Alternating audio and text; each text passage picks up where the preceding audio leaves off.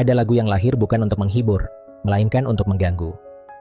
Republik Fufu Fafa milik Slank masuk ke kategori itu. Ia tidak meminta disukai. Ia tidak juga mengemis pembenaran. Ia hadir seperti cermin retak yang dipaksa kita tatap, entah kita mau atau tidak. Pertanyaan yang langsung muncul bukan soal selera musik. Bukan pula soal diksi kasar atau satir berlebihan. Pertanyaannya lebih mendasar, mengapa banyak orang yang justru marah? Jika lagu ini tidak merujuk pada siapapun, jika ia hanya kritik sosial umum, mengapa responsnya begitu emosional, defensif, bahkan panik? Di titik itu, lirik berhenti menjadi karya seni. Ia berubah menjadi konfirmasi. Republik Fufu Fafa tidak bicara tentang satu rezim formal. Ia bicara tentang pola. Tentang kekuasaan yang tidak sepenuhnya berpindah meski jabatan berganti. Tentang kendali yang tetap utuh meski wajah di layar berubah. Politik, hukum, ekonomi, semuanya seolah berjalan di rel lama yang sama. Nama boleh baru, tapi gerbongnya itu-itu juga. Slank bukan orang luar. Mereka pernah berada di lingkar dalam. Pernah menjadi mesin emosi politik. Pernah berdiri di panggung-panggung kemenangan. Maka ketika mereka berbicara, ini bukan teriakan orang kecewa dari pinggir jalan. Ini suara orang yang tahu dapur, tahu aktor, tahu bagaimana permainan disusun. Karena itu, sulit mengatakan lagu ini sekadar luapan kemarahan.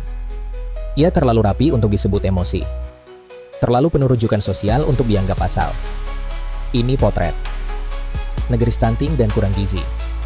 Sumber daya berlimpah, tapi anak-anak tumbuh pendek dan otaknya dikerdilkan oleh sistem.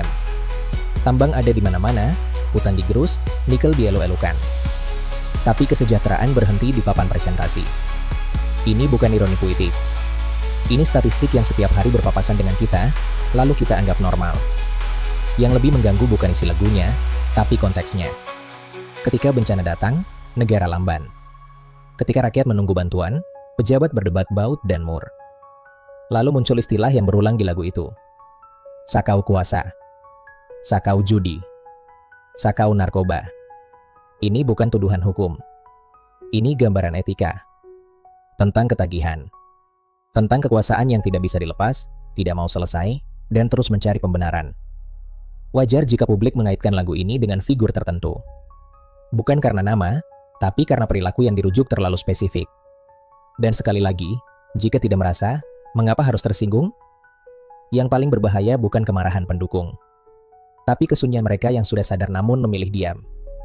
Mereka banyak. Mereka tahu. Tapi mereka menghitung risiko.